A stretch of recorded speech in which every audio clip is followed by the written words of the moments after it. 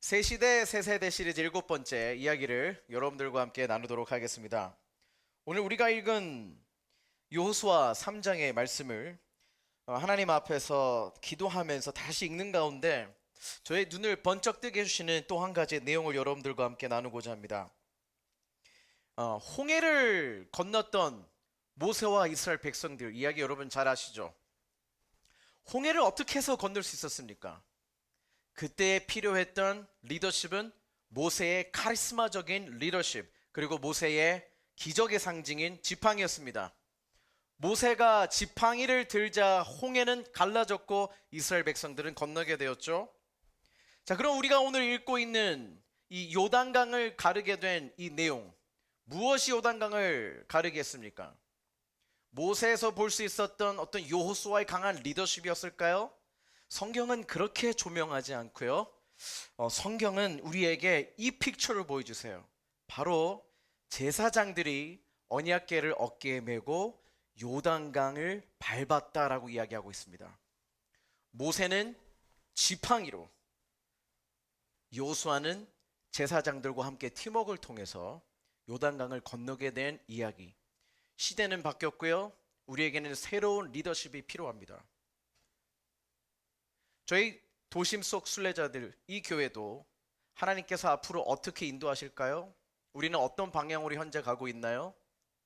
박용수 목사라는 카리스마적인 그러한 담임 목사가 교회의 모든 것을 전후 좌우 다 사방팔방 살피면서 나의 능력으로 끌어가는 교회를 하나님이 원하시는 것이 아니라 우리 업처치, 우리 도심 속의 순례자들의 교회는 함께 우리 평신도들이, 우리 성도님들이 각 곳마다 리더십에 대해서 복음의 영향력을 끼치고 그들의 섬김을 통해서 많은 사람들을 하나님께로 인도하는 하나님의 교회와 하나님의 나라를 세우시는 하나님의 일에 우리를 초대하였음을 믿으시기를 바랍니다. 4절의 말씀을 잠깐 보시면 You have never been here before. They will show the way to go. 그렇습니다. 제사장들이 있음으로 말미암아 이스라엘 백성들은 그들을 바라보면서 요단강을 건넜다는 사실이죠. 여호수아의 리더십은 함께하는 리더십이었습니다. 이 메시지가 우리 교회에게 주는 약속이 있어요. 저희가 나아가고자 하는, 우리가 노력하고 있는 이 연습을 하나님께서 축복하고 계심을 저는 느꼈습니다. 지금 저희가 현재 스텝인 소그룹들이 이제 생겨나고 있습니다. 이제 사람들이 모여서 그곳에서 하나님의 말씀을 나누고 또 삶을 나누면서 친밀한 관계로 하나님이 이끌어 주시고 계시는데, 이러한 모습들이 참 이전에는 우리에게 생소한 일들이었지만 앞으로는 우리에게 아주 내추럴하고 건강한 모습이 될 것이라는 꿈이 저에게 있습니다. 여호수아 3장 6절의 말씀을 한번 읽어볼까요? 여호수아가 제사장들에게 언약궤를 메고 백성보다 앞서 건너가라고 명령하자 그들은 언약궤를 메고 백성들 앞에서 나아갔다. 네, 우리 한번 제사장들이 어깨에 메었던 그 언약궤에 대해서 그 의미가 무엇인지 한번 간략하게 좀 살펴보고 넘어갔으면 좋겠습니다.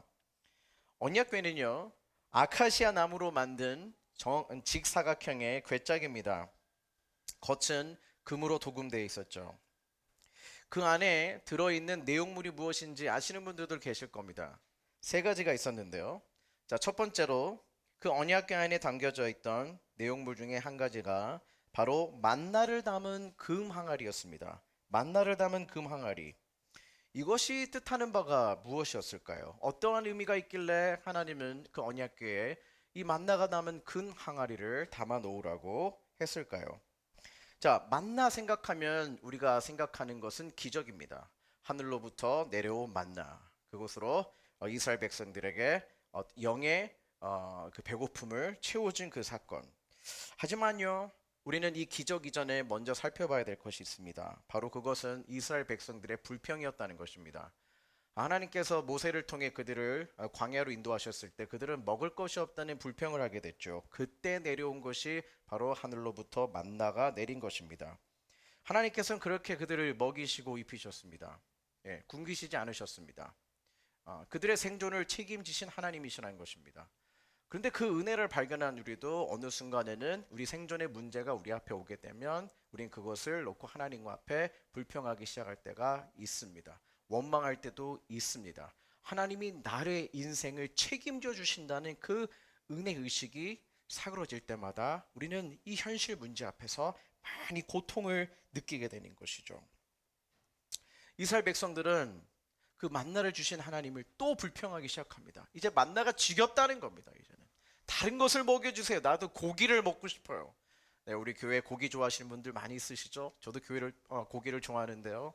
네, 고기를 먹여달라는 거예요. 그때 그 불평을 들으시고 하나님께서요 무엇을 보내셨죠? 네, 메추리기 떼를 엄청나게 보내셨습니다. 네, 사실 그게 축복이 아니라 그 원망 불평하고 그 탐욕의 마음이 있음을 하나님께서 그 사건을 통해서 드러나게 하신 것이죠. 그래서 많은 사람들이 죽게 되었습니다. 그 곳을 히브리어로 기브롯 핫다라고 하죠. 그곳에 많은 사람들이 묻혔다는데요. 그 의미가 탐욕의 무덤이라는 뜻을 갖고 있습니다. 네, 탐욕이라는 것입니다. 그 문제를 하나님께서 이 만나를 통해서 보여주시는 것이죠. 여러분들에게 묻겠습니다. 우리에게는 누구를 질투하거나 또 시샘하는 마음이 다 있는 것 같습니다. 여기에 우리 축구 잘하시는 분들도 계실 것 같아요. 여러분 화면에서 보는 메시나 호나우두 같은 혹은 손흥민 같은 분이 그런 사람들이 공을 잘 차고 드리블 잘하는 모습 보면 여러분 혹시 질투감 느끼세요?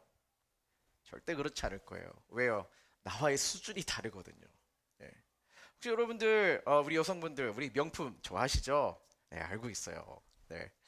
어떤 사람이 정말 연예인들이 샤넬이나 크리스천 디올이나 정말 우리 들어보지도 못한 그런 브랜드를 가지고 다니는 거 여러분 질투 느끼세요? 시기심 있으세요? 아니요. 셀러브리티들이 그런 호사로운 삶을 보는 거 보면 그렇게 질투 느끼지 않으실 거예요. 왜냐면 너무나 다르니까. 근데 어느 때 질투 느끼세요? 가만 보면 나랑 비슷한 앤데 내 수준과 거의 고만고만한데 저 사람들은 좀 나보다 난 것 같아. 나보다 더 좋은 지갑 갖고 다녀? 나보다 좀 더 좋은 차 갖고 다녀? 나보다 공을 더 잘 차네? 나보다 공부를 더 잘하네? 왜 그러지? 이런 모습들이 볼 때 샘나는 거거든요.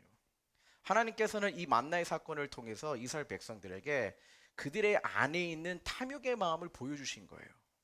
예, 탐욕의 마음. 그 이스라엘 이 백성들이 이집트에서 노예 생활을 했을 때 그들은 탐욕의 마음이 있을 거라고 생각을 안 했을 것입니다. 그저 노예였기 때문에 그 억압과 그런 억울함 속에 호소만 했겠죠. 그런데 광야로 하나님께서 딱 데리고 나와 보니까 그 가운데 그 속에 있었던 자신들의 탐욕, 시기, 질투, 생존의 문제를 가지고 늘 불평하고 하나님을 신뢰할 수 없는 믿음 없음의 문제가 이렇게 보여지게 되는 것이죠. 그런데 하나님은 그 언약궤에 그 만나를 담은 금 항아리를 놓아라 하셨습니다.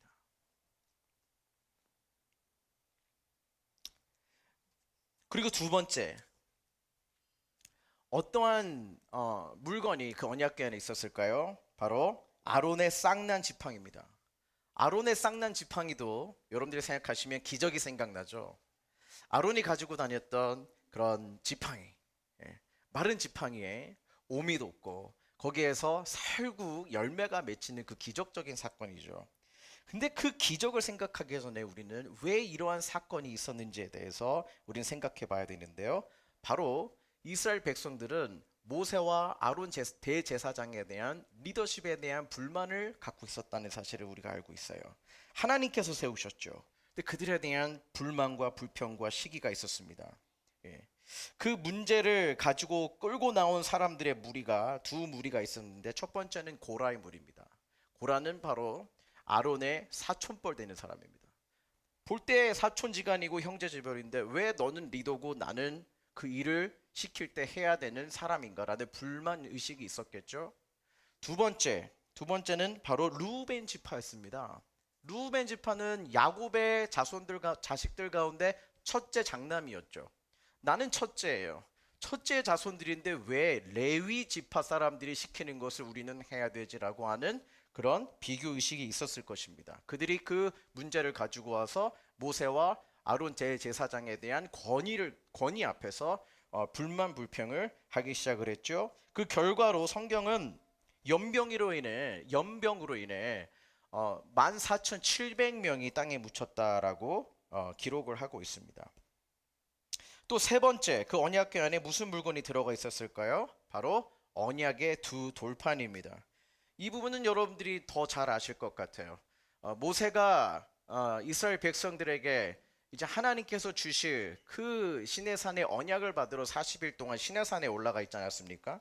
하나님과 대면하는 그 순간에 이스라엘 백성들이 행했던 그 죄가 무엇이었습니까?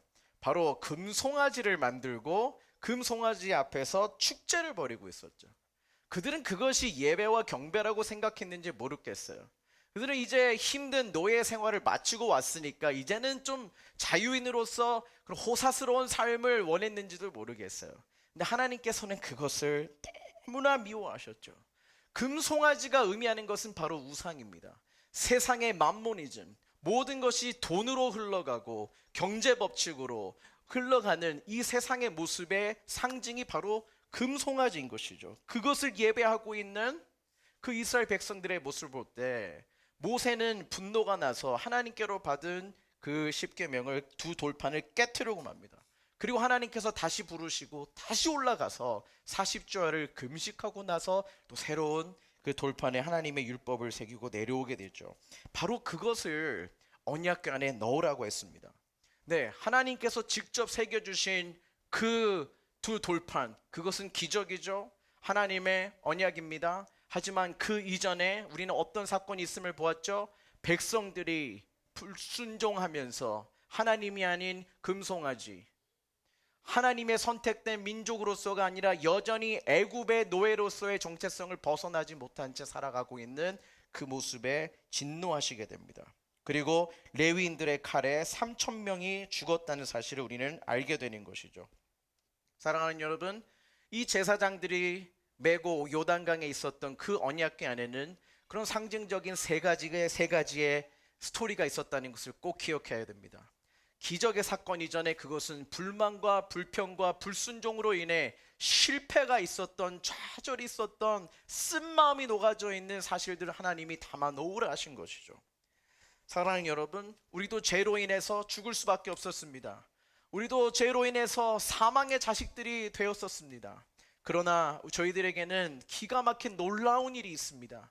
무엇입니까? 바로 예수 그리스도 십자가에서 흘러나오는 그 은혜와 그 약속의 피로 말미암아 우리에겐 더 이상 정죄함이 없습니다. 할렐루야! 우리는 그런 자유인들이죠. 우리는 하나님의 백성이 되었습니다.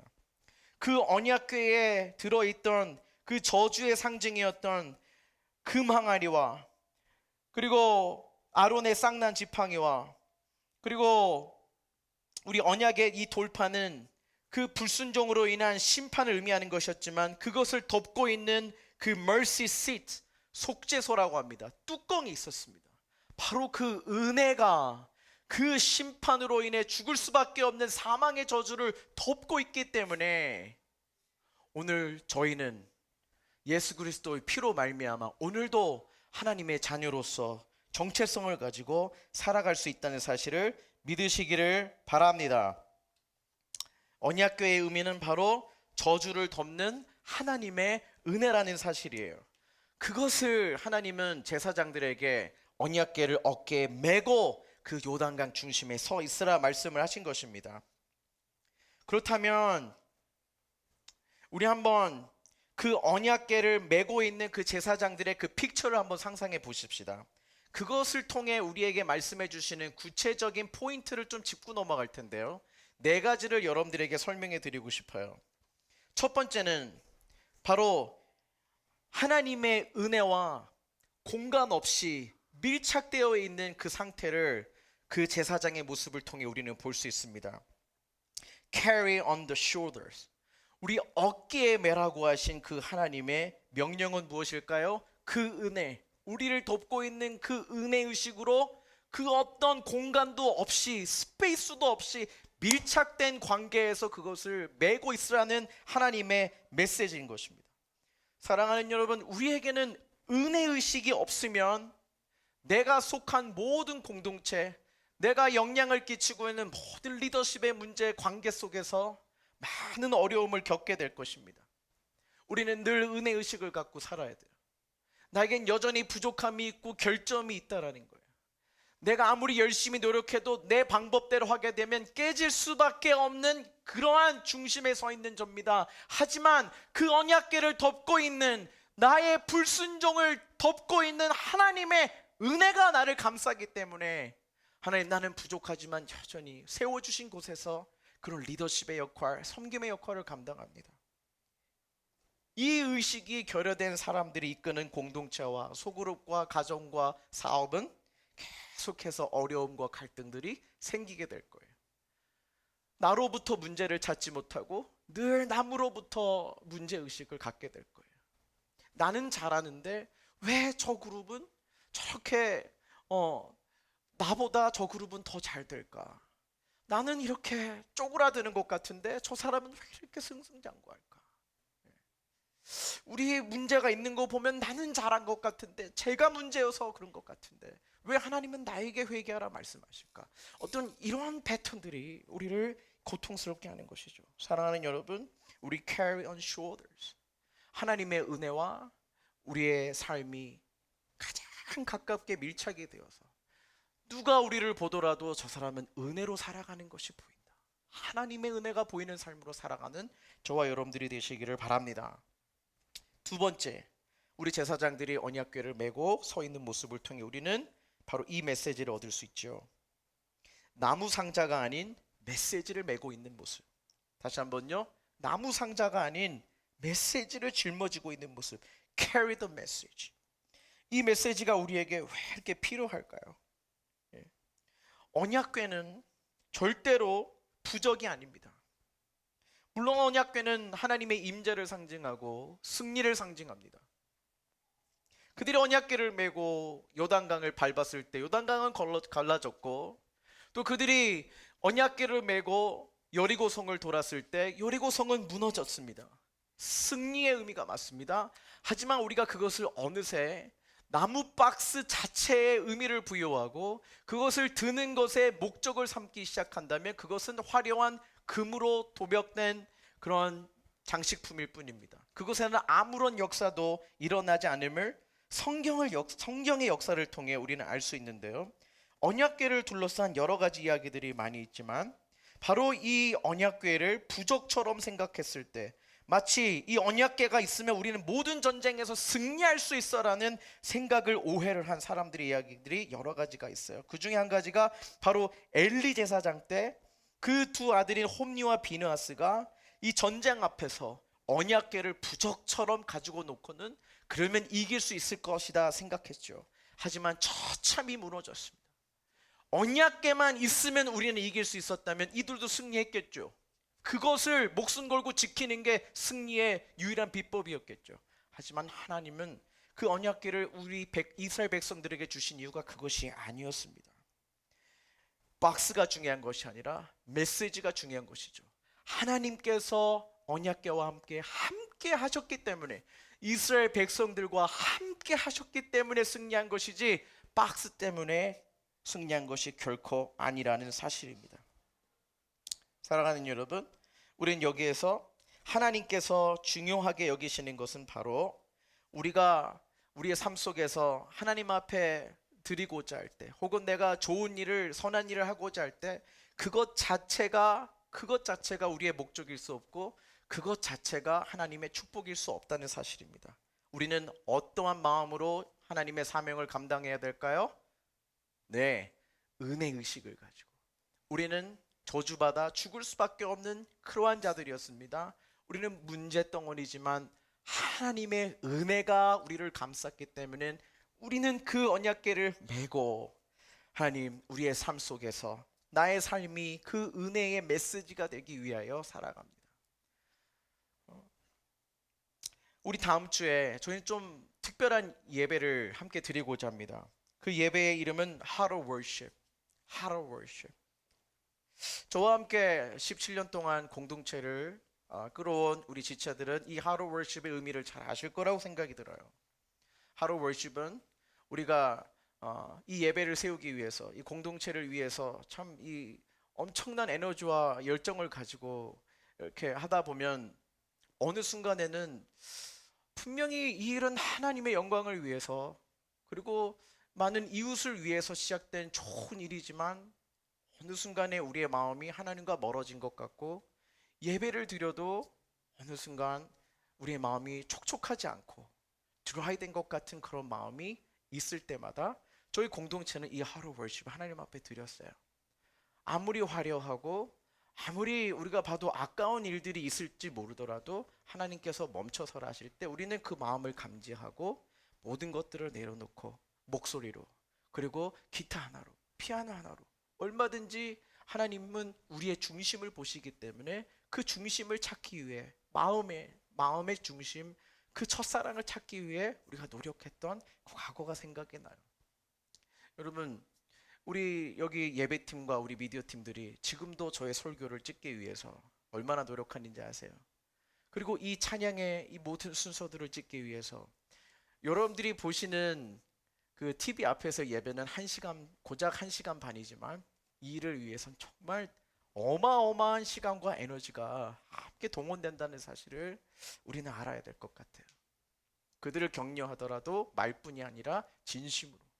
우리가 댓글을 남기고 라이크를 누를 때도 그냥 형식적이 아니라 하나님, 이들의 수고가 땅에 떨어지지 않게, 정말 이들의 열심을 하나님께서 사용해 주셔서 하나님 이 작품을 통해, 이 예배를 컨텐츠를 통해 복음이, 하나님의 은혜가 강처럼 흘러갈 수 있도록 그런 마음으로 동참해 주신다면 이들이 얼마나 은혜 받겠어요. 여러분, 6개월 동안 지속되어 온 이 동영상 예배예요. 이제 앞으로 계속해서 온라인 예배를 드릴 텐데 사실 담임 목사로서 겁도 나요. 근데 이들의 열정은 정말 제 공동체라서 그런 게 아니라 정말 감사하고 너무나 대단해요. 정말 어썸입니다. 멈추라고 그래도 멈추지 않아요. 좀 쉬었다 해도 쉬지 않으려고 해요. 그만큼 예배에 대한 열정이 큰데요. 제가 6개월 뒤에 딱 보니까 아니나 다를까 우리에게도 여전히 영과 육신의 안식이 필요하겠다라는 생각을 해봤어요. 우리가 최선을 다하지만 하나님의 영광은 우리의 최선 때문에만 나타나시는 게 절대로 아니에요. 하나님이 우리와 함께 하시는 그 약속과 메시지 때문에 우리는 그 약속 안에 동참된 자로서 함께 하나님과 동역자로서 걸어가고 있는 것이죠. 우리는 긴 여행이라고 생각을 해야 돼요. 그래서 저희는 결정했습니다. 우리 찬양팀과 제가. 정말 쉬지 않고 열심히 하려고 하는 여러분들의 헌신이 너무 감사하지만 하나님께서 오늘 저에게 주시는 마음은 우리가 적어도 한 달에 한 번이라도 우리가 이런 모든 것들을 조금 단순화시키고 우리의 마음을 하나님 앞에 드리는 예배를 우리부터 드려보자. 여기서부터 은혜가 흘러갈 수 있다면 아무래도 동영상 예배가 얼마나 많은 제약과 그런 어려움이 있습니까? 여러분들도 어느 순간에 그런 예배의 매너리즘에 빠질 수 있을 거란 생각이 들어요. 근데 그것을 해결할 수 있는 방법은 예배를 지키는 이 제사장들, 우리 찬양팀들이 바로 이 언약궤를 들고 하나님의 은혜 의식을 잃어버리지 않기 위해 우리의 중심을, 우리의 메시지를 하나님 앞에 드리기 위해 노력하는 이 결정을 통해 하나님은 은혜가 강같이 흐르게 하실 것이다 라는 그런 마음을 저에게 주셨어요. 우리 다음 주에 우리 하루 월십 우리 함께 하나님 앞에 드리십시다. 그동안 해왔던 것 모든 것 다 내려놓고 또 화려한 음악 다 내려놓고 마음의 중심을 받으시는 하나님을 우리 다음 주에 정말 하나님을 깊이 만날 수 있는 예배가 경험될 수 있게 되기를 주님의 이름으로 축복합니다. 자, 그리고 세 번째 메시지가 또 있어요. 세 번째 메시지는 은혜는 반드시 내 방법이 아닌 말씀대로 순종해야 된다라는 메시지를 우리는 캐치할 수 있어요. Carry with obedience. Carry with obedience. 맞습니다. 그 은혜를 상징하는 그 언약궤는 어떻게 해요? 말씀대로 순종함으로써. 하나님께서는 그 민수기에 그 레위인들이 언약궤를 어떻게 운반해야 되는지에 대해서 이야기해 주셨어요. 그 성물은 무조건 레위인들만이 만질 수 있어요. 그리고 두 번째는 언약궤를 운반할 때는 그 반드시 그냥 들고 가면 안 돼요. 어깨에 메고 갔어야 됩니다. 그런데 여러분 혹시 장례식에 그 시체가 들어가 있는 관을 한번 그 운반해 보신 분 계신가요? 저도 수년 전의 일인데요. 저희 학교에 같이 다녔었던 한 분이 갑자기 급사하셨어요. 그래서 학교에서 연락이 왔어요. 이 관을 들어줄 사람이 필요하다. 그래서 저를 불렀죠. 4명인가 6명의 그 관을 들었던 걸로 생각하는데 지금도 기억해요. 저는 쉽게 들을 수 있을 거라 생각했는데요. 엄청나게 무거워요. 엄청나게 무겁습니다.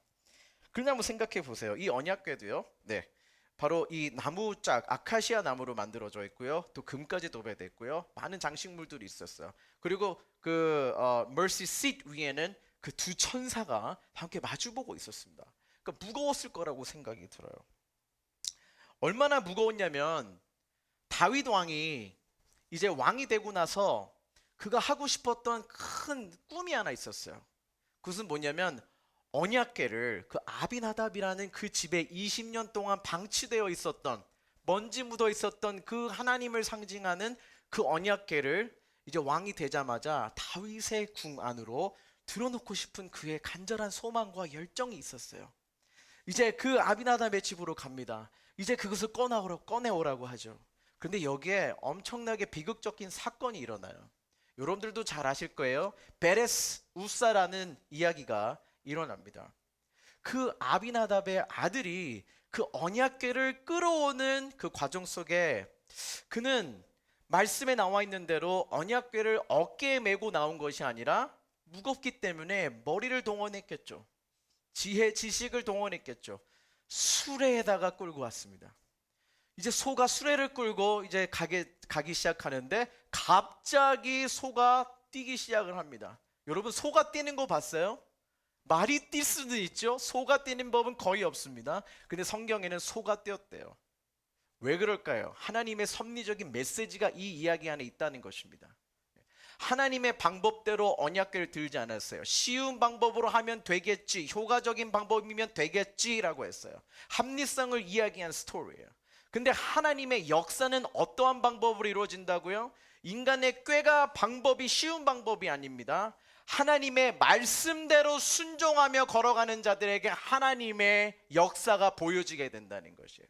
그것을 예수님께서 뭐라고 말씀하셨냐면 진리가 너희를 자유케 하신다고 하신 거예요. 여러분 진리라는 것을 생각해 봤을 때 진리하면 무게감이 느껴지지 않으시죠? 저는 그 진리라는 게 참 무게감이 있다는 것을 깨달은 적이 있어요. 제가 한국에 한 번씩 그 부모님을 뵈러 나가면 이제 체류 기간이 마칠 때쯤 되면 마지막에 항상 가는 곳이 있습니다. 바로 책방이에요. 책을 사는 만큼 책을 다 읽지 못하고 아직도 웨이팅 리스트가 많이 있지만 항상 책방 갑니다. 왜냐하면 아시다시피 이 미국 이 서점에서 책을 구입하면 한 1.5배에서 2배 정도의 비싼 가격으로 구매하기 때문에 한국에 가면 항상 그 책 냄새를 맡고 또 유혹에 넘어가서 이렇게 꼭 책을 사와요. 언제 한 번은 책을 양쪽에 딱 양쪽 손에 여러 권을 들고 이제 지하철을 타고 집으로 오는데 너무 무거운 거예요. 너무 무거운 거예요. 그때 생각이 드는 게 이건 책일 뿐이고 글자에는 웨이트가 없는데 이 지식이라는 것이 이렇게 무거운 거구나. 그 책 안에는 정보들이 있고 또한 역사가 있고 철학들이 있고 이렇게 무게감이 없어 보이지만 지식이라는 것은 어떻게 보면 참 무거운 거다. 책은 참 무거운 거다. 하물며 성경이라는 이 글자, 우리가 이 성경을 인포메이션으로 글씨로 읽는다면 잉크에 새겨진 이 글들은 웨이트가 없습니다. 하지만 우리가 하나님의 이 말씀을 잉크로 보는 것이 아니라 진리의 말씀으로 나의 삶 속에 적용하기 위해서 결심하기 시작하면 그때부터 무게감이 확 오는 거죠. 여기에 나와 있는 하나님의 말씀, 우리가 순종하며 따라야 될 말씀 가운데 쉬운 게 사실 어디 있습니까? 10계명의 10계명을 보십시오. 우리가 사실 여기에서 얼마나 어기고 살아가는 게 얼마나 많습니까? 예수님께서 선포하신 팔복의 말씀들을 보십시오. 우리는 정말 그렇게 따라가기에 참 부족한 사람들 같아요. 진리를 살아가려고 하다 보면 그렇게 무게가 느껴지는 거예요. 근데 여러분, 예수님은 그 진리가 우리를 자유케 하신다 했어요. 진리는 무거운 것이지만 하나님 말씀대로 순종하며 언약궤를 메고 그 중심에 서 있는 제사장의 삶으로 살아가기 결단한다면 여러분 하나님께서는 하나님의 역사, 하나님이 이루어가시는 하나님의 일들을 우리에게 보여주실 것입니다. 네 번째 포인트가 있습니다. 네 번째 포인트는 바로 롤 모델이 되라는 것입니다. Carry like role models. Carry like the role models. 이것이 무슨 뜻일까요? 요수아 3장 17절의 말씀을 보시면 온 이스라엘 백성이 마른 땅을 밟고 건너서 온 백성이 모두 요단강을 건널 때까지 주님의 언약궤를 맨 제사장들은 요단강 가운데에 마른 땅 위에 튼튼하게 서 있었다. 저는 이 표현이 너무나 좋아요. 주님의 언약궤를 맨 제사장들은 요단강 한가운데서 그 마른 땅 위에 튼튼하게 서 있었대요. 아시다시피 요수아는 그 제사장들에게 언약궤를 메고 앞서가라고 했습니다. 앞서가서 땅을 밟으라고 했죠. 우리의 상식으로는 이해가 되지 않았을 것 같아요. 아니, 지금 요단강이 지금 이 시즌에는 더 물이 불어나서 건너기가 힘들어 죽겠는데 언약궤를 메고 발을 내디더라고요. 근데 이들은 순종합니다. 진리는 무겁다 그랬죠. 늘 무거운 것입니다. 그러면 여러분들에게 하나님의 말씀을 읽을 때 무거움이 느껴진다면 그것은 진리가 여러분의 삶이 되기 이전에, 여러분의 참 자유를 주시기 이전의 단계라는 것을 꼭 기억하셨으면 좋겠어요. 피하지 말고 제사장들처럼 발을 담그십시오. 담글 때 요단강이 걸라지기 시작했습니다. 그들은 앞서갔습니다. 이러한 리더십이, 롤 모델이 우리에게 필요한 것입니다. 하나님께서는 이제 요수아와 그 팀 사역을 바로 이런 앞서가는 사람들로 우리를 이끌어 가실 것입니다. 야, 우리 기도해야지 해놓고 나는 쏙 빠진 리더들 보면 여러분 어떠세요? 꼴배기 싫죠? 야, 우리 청소하자 해놓고 리더가 싹 빠지면 여러분 어떠세요? 기분 정말 안 좋죠. 이젠 그런 리더십은 빛을 발할 수가 없어요. 그런 꼰대 리더십은 이제는 과거입니다. 이제는 요수아와 제사장들처럼 언약궤를 메고 앞서가야 돼요. 이것을 우리에게 말씀해 주시는 거예요. 뿐만 아닙니다. 앞서가서 그 요단강 중심에 롤 모델로 서 있었어요. 하나님의 은혜를 짊어진 자들로서 서 있었어요. 침묵하며 서 있었어요. 아무 말도 하지 않았다고 나와 있어요. 침묵하며 하나님의 임재 안에 서 있었어요. 우리의 모든 리더십들이, 우리 가정의 가장들이, 사업의 사업가들이 이 모습을 보여주는 거예요. 하나님의 말씀 앞에, 진리 앞에, 임재 앞에 침묵하며 그 중심에 서 있어야 되는 거예요. 그때 함께하는 자들이 그 모습을 바라보며, 먼지 바라보며 가야 할 요단강으로 건너가기 시작하는 겁니다. 저는 이 말씀이 참 좋아요. 우리가 어깨에 매야 할 것이 바로 이 임재, 하나님의 임재, 그리고 하나님의 말씀대로 순종하고자 하는 우리의 삶인 것입니다. 사랑하는 우리 업체처 여러분, 우리가 속한 모든 공동체의 익샘플들이 되시길 바랍니다. 샘플이 되시길 바랍니다. 먼저 앞서가십시오. 그리고 모든 행렬들이 지나가기까지 끝까지 그 자리를 지키십시오. 저는 우리 교회에 말씀의 부흥과 기도의 부흥이 다시 한번 오기를 기대합니다. 오늘 이 순간에 성령 하나님께서 바로 이 요수아처럼, 제사장들처럼 언약궤를 메어야 되는 그 사람들에게 하나님의 마음을 불어넣어 주시기를 바랍니다. 나는 아니야, 나는 해봤어, 나는 이래서 부족하고요 하나님, 나는 저래서 안 되잖아요, 나는 믿음이 약한데요. 여러분, 하나님 앞에서는 다 우린 거기서 거기에요. 요단강을 건너게 한 사람은 요수아가 아니었어요. 요수아와 함께 했던 제사장들이었어요. 전 그것도 참 감사해요. 요수아의 모습이 막 그 모세의 카리스마처럼 막 빛났다면 오늘 저는, 그리고 신명진 간사님, 우리 병수, 우리 테드 간사님은 엄청나게 노력해야 될 거예요. 박용수 목사님보다 더 뛰어내야 됩니다. 하나님 그 능력을 주세요. 근데 그럴 필요 없어요. 우리는 그저 하나님이 가라 하시면 가고 서라 하시면 서는 그 말씀대로 살아가고자 하는 그러한 순종의 마음이 있다면 하나님께서는 하나님의 광대하신 역사들을 우리 연약한 자들을 통해서 행하시는 것을 보게 될 거예요. 그 진리가 우리 안에 춤추게 될 것이에요. 사랑하는 여러분, 여러분들이 오늘 이 순간부터 말씀을 읽기 시작할 때, 이 말씀을 읽을 때 이것이 잉크가 되지 않았으면 좋겠어요. 잉크를 읽는 것이 아니라, 지식을 얻는 것이 아니라 정말 살아있는 무게감 있는 하나님의 지식이 정말 여기서 벙벙 떠다녔으면 좋겠어요. 우리 안에서 춤을 췄으면 좋겠어요. 우리 안에 새로운 강물이 이 진리로 인한 자유의 이 샘이 솟아났으면 좋겠어요. 말씀의 부흥이 있는 곳에 하나님의 나라가 세워집니다. 믿으십니까 여러분? 말씀의 부흥이 있는 곳에, 기도의 눈물이 심겨지는 곳에, 우리의 중심이 하나님과 연결되어 살아가는 곳에 길 잃어버린 영혼들이 그 하나님의 진리를 맛보기에 찾아오게 되는 것이에요. 우린 그것을 꿈꾸게 될 수 있게 되기를 바랍니다. 우리 정리합시다. Let's carry on our shoulders. 하나님의 은혜를 우리 어깨에 메고 다니십시다. Let's carry our message of our life. 우리의 삶의 메시지가 됩시다. 우리가 지금 하고 있는 모든 것들이 어느 순간에 부적이 되면 안 됩니다. 이것은 우리의 목적이 아닙니다. 하나님이 내려놓으라 하시면 언제든지 내려놓을 수 있는 것이어야 됩니다. 하나님은 우리의 마음만을 받으십니다. 우리의 마음을 회복하는 우리 heart of worship, 우리 마음의 중심이 주님 앞에 연결되는 예배가 되실 수 있게 되길 바랍니다. 세 번째로 Let's carry with the obedience. Let's carry with the obedience. 우리의 말씀의 순종대로 살아갑시다.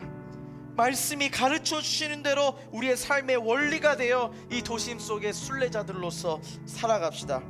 마지막으로 Let's carry like the role models. 우리 하나님께서 이제 앞으로 평신도 리더십들을 하나님께서 세워 나가실 것입니다. 우리 먼저 앞서 나가십시다. 하나님의 사역이, 하나님의 마음이 있는 곳에 우리가 함께 나아갑시다. 그리고 그 중간에서 언약궤를 들고 침묵하며 서 있읍시다. 말씀이 있는 곳에, 하나님의 사랑이 흐르는 곳에, 그곳에 많은 죽어갔던 영혼들이 여러분의 삶을 통해서 회복되게 될 것입니다. 살아계신 하나님을 만나게 될 것입니다. 베드로전서 2장 9절 말씀에 여러분은 택하심을 받은 족속이요 왕과 같은 제사장들이요 거룩한 민족이요 하나님의 소유가 된 백성입니다. 그래서 여러분을 어둠에서 불러내어 자기의 놀라운 빛 가운데로 인도하신 분의 업적을 여러분이 선포하는 것입니다. 할렐루야. 하나님은 우리를 이 세상 가운데 많은 제사장들로 우리를 세워주셨습니다. 우리의 역할은 하나님을 이 땅에서 예배하고 세상을 섬기는 사람들이 되는 것입니다. 무엇을 위한 섬김입니까? 바로 길 잃어버린 영혼들을 하나님의 그 예수님의 십자가 앞으로 인도하는 것입니다. 하나님의 나라 안으로 그들을 초대하는 것입니다. 우리 함께 이 제사장들처럼 하나님의 임재, 하나님의 은혜, 하나님의 말씀을 우리 어깨에 메고 하나님께서 부르신 이곳에서 삶의 메시지가 되어 살아갑시다. 여러분들을 통한 하나님의 크신 일들이 이루어지기를 축복합니다. 기도하겠습니다.